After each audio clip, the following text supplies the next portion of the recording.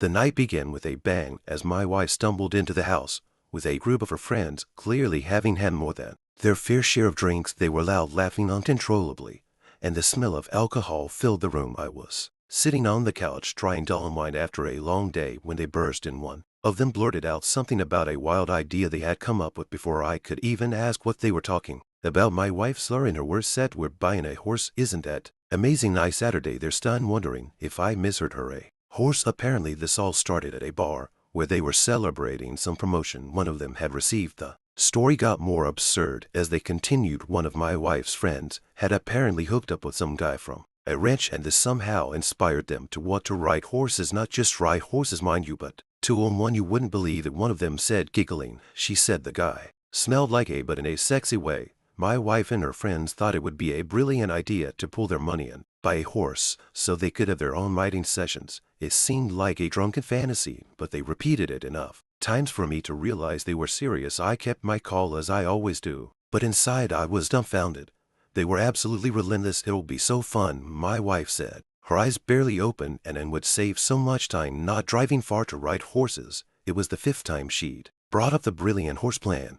I decided the best course of action was to sober them up and defuse the situation. I went to the kitchen, brewed a strong pot of coffee, and handed cups to everyone while they sipped. I called up a few of my friends to come and pick up their respective partners. One by one the women were whisked away, leaving me alone with my wife, who passed out shortly after her coffee. The next morning she woke up groggy but in better spirits. I sat her down and asked her point blank, "So do you still want to buy a horse?" She groaned and waved her hand dismissively. "Don't remind me," she said, but then added, "You know, I actually wouldn't mind riding one. My life feels so monotonous lately. You and your friends are always on your computers. What about us?" There it was not the drunkency from the night before, but a genuine complaint. I wasn't about to dismiss her feelings, so I suggested, "Why don't you take that friend of yours and check out a place that has horses for rent? Maybe there's a stable or a riding club nearby." To my surprise, she actually liked the idea. Her mood improved instantly. "That's brilliant," she said, grabbing her phone. Within minutes, she was on a call with her friends, excitedly explaining the plan. I overheard snippets of the conversation, and it was clear they were all just as enthusiastic. "Let's get a group together," she said, pacing the kitchen. "It'll be like a fun girls' day out." By the afternoon, things were moving faster than I expected. One of her friends had a connection to a nearby stable and decided to take charge of organizing the first session. It seemed like everyone was on board, and I have to admit it was refreshing to see them so determined. For once the plan seemed somewhat grounded in reality. At least they weren't talking about buying a horse anymore. Later that evening, my wife informed me that her friend had already reached out to the stable. "We've got a trial session booked for Saturday," she said, looking genuinely excited. She went on to explain how her friend had worked out the details and sent out a group message to confirm everyone's availability. I nodded, thinking to myself that this might actually be a good thing if it was structured, organized, and most importantly not my problem. With a plan set in motion, I could see that my wife was happy. She spent the rest of the evening texting her friends, finalizing the details. I couldn't help but think about how different the night before had been compared to now. At least this time there was no alcohol involved, and the talk of buying a horse had shifted to something more realistic. For now, that was a win in my book. Saturday morning came, and everyone was eager for the big day. My wife and her friends had spent the last few days texting non-stop about their upcoming horse riding adventure. We were supposed to meet the group at the stables by 10 a.m., but of course we were the last to leave the house. As usual, she didn't hold back her criticism, blaming our tardiness on my extended bathroom breaks. I brushed it off, telling her that's how all men are, which earned me a frustrated sigh. By the time we arrived, the others were already waiting, giving us exaggerated looks of mock impatience. The moment we stepped out of the car, we were greeted by one of the instructors, who happened to be a friend of my wife's friend. Alongside him were a couple of other men who introduced themselves as trainers. "Looks like we've got a big group today," he said with a cheerful tone. Exchange started to escalate. Before it could turn into a full-blown argument, the women mounted their horses again, and we decided to let it go for the moment. However, tension lingered in the air. Towards the end of the lesson, my wife's horse began to move unexpectedly. As she tried to dismount, she lost her balance and fell awkwardly to the ground.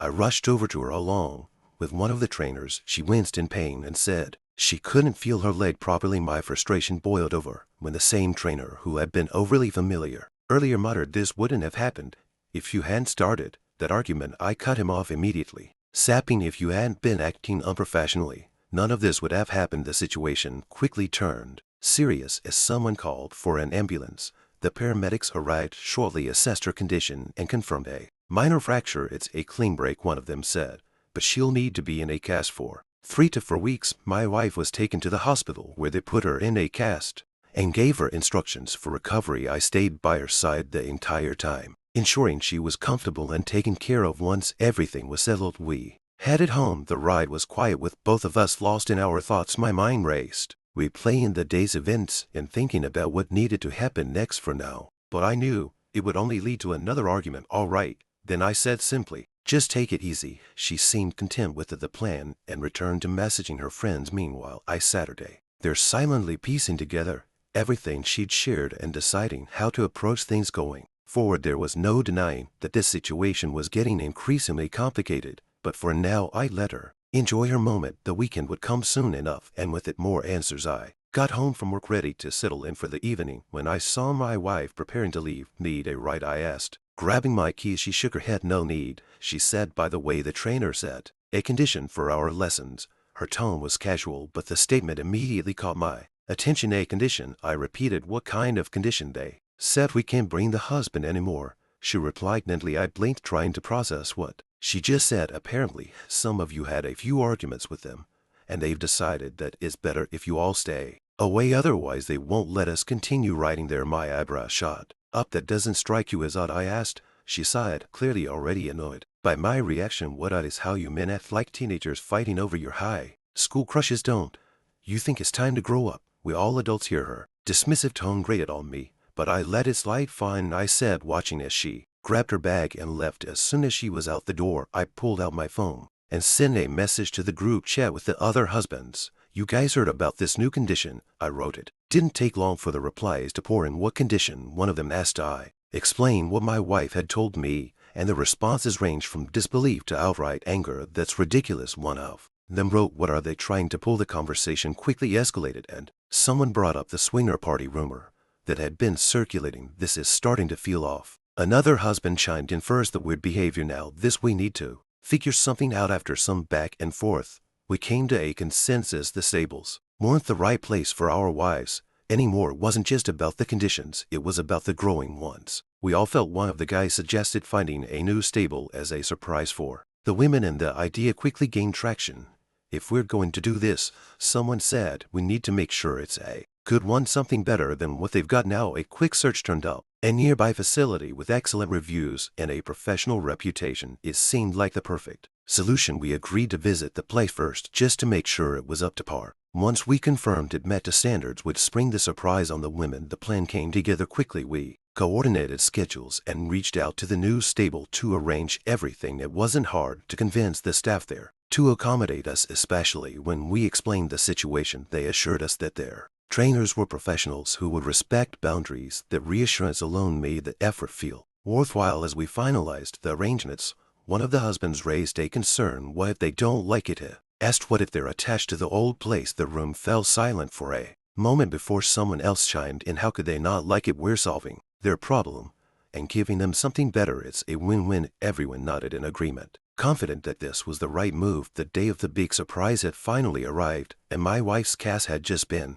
removed a few days prior. I decided it was time to unveil the plan. Get ready, I told her that morning. We've got a surprise for you and the girls. Just grab your things and hop in the car. She looked at me suspiciously but complied. As soon as she was seated, I reached over with a blindfold. What's this? She asked, laughing nervously. Just trust me, I said, tying it gently around her head. We drove for a while, and as expected, the complaint started midway through the trip. How much longer? She grumbled. I'm getting car sick. I smirked and told her to hang in there. Patience is a virtue, I quipped, earning an annoyed groan from her. I stayed focused on the road, suppressing my amusement at her growing frustration. After what felt like an eternity to her, but was only about 40 minutes, we finally arrived. I parked the car and helped her out, guiding her to the spot where the other husbands and wives were already. Georgia Ed, okay, I said, taking off the blindfold. You can look now. She blinked a few times, adjusting to the sunlight, and then her jaw dropped. Before her stood a brand new stable complete with a well-maintained riding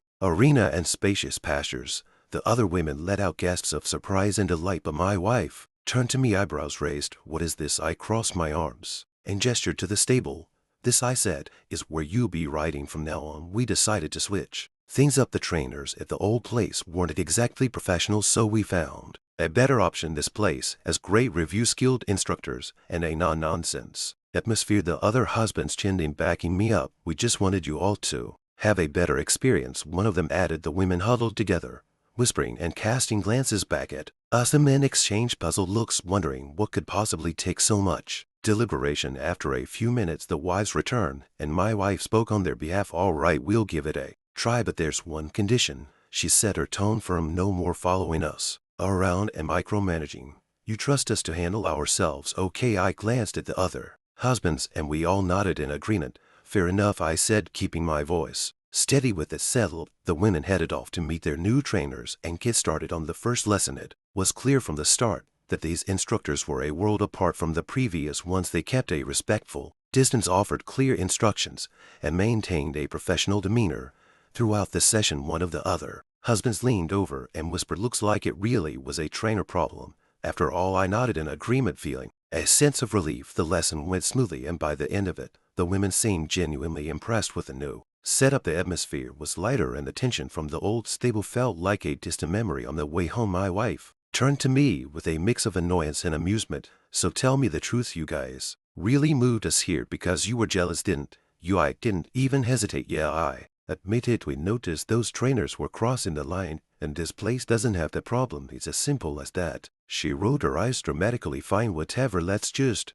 how to get into my wife's phone. She always had it locked, so I knew it wouldn't be easy." That evening I stumbled upon a ridiculous but potentially effective idea online, using tape to capture her fingerprint while she was asleep. It sounded absurd, but I was willing to try. That night I waited until she was in a deep sleep. Carefully, I pressed a piece of tape against her index finger, hoping it would work. To my amazement, the trick worked. With the tape, I unlocked her phone and opened the chat. For a moment, I felt like a spy in a bad movie. In the husband's group chat, they jokingly nicknamed me Vlin00, 7Z brains, 0 patience, and 7 beers in. I had to admit it was pretty accurate. As I scrolled through the messages, I found mostly mundane chatter, discussions about lessons, writing tips, and plans for group outings. But then something caught my attention. One of the trainers, the same guy tied to my wife's friend, was in the chat. Most of his messages seemed harmless, just casual small talk. However, one message from my wife's friend stood out. "We should meet up soon and discuss the plan." She had written. My heart skipped a beat. What plan? I scrolled further, but there was no explanation.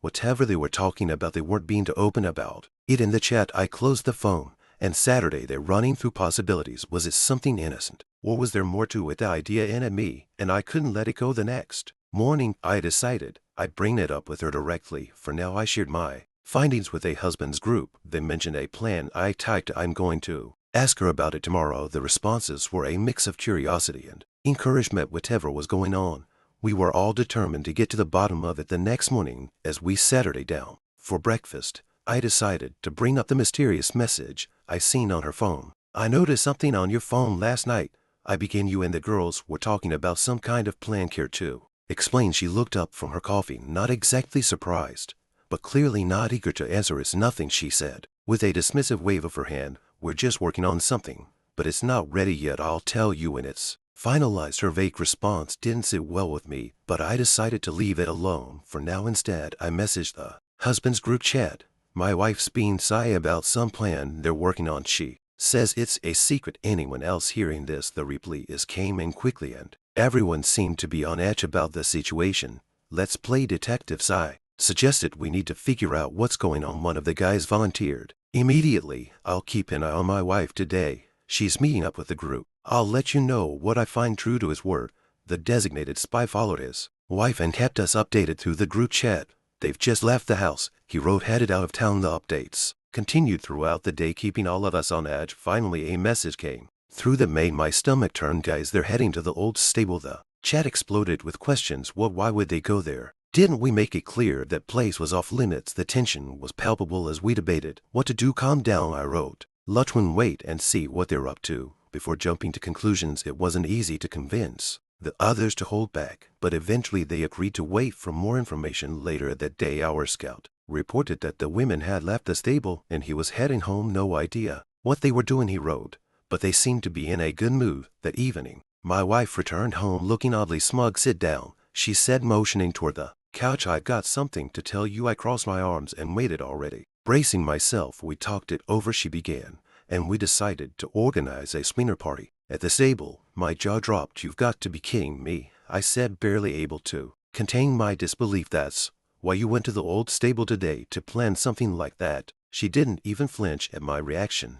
It was just a discussion, she said defensively. Nothing's happened yet. We were just brainstorming, and honestly, why are you so upset? You guys are the ones acting like control freaks, following us around and spying. Her attitude only fueled my frustration. We made it clear that the old stable was off limits for a reason, I said, and now you're talking about doing something completely out of line there. What were you thinking? It was just an idea, she insisted. Nothing's been. You're blowing this way out of proportion. I shook my head, trying to keep my temper in check. Listen to me carefully, I said. If I find out that you or anyone else goes through with this or even steps foot in this stable again for something like this, we're done. No second chances, no excuses. Do you understand? She finally looked shaken. Okay, she said quietly, I understand. A week passed uneventfully, with the women attending their lessons at the new stable. Everything seemed to be back on track. I kept a close eye on things, occasionally checking the husband's group chat to confirm that nothing unusual was happening. All clear, I wrote one day. Looks like they're sticking to the new place. The others echoed the same sentiment. It was a relief to see some normally return, but the tension from recent events still lingered. One evening, my wife came home visibly tired. Dropping her bag on the couch, she sat her down with a heavy sigh. Next weekend,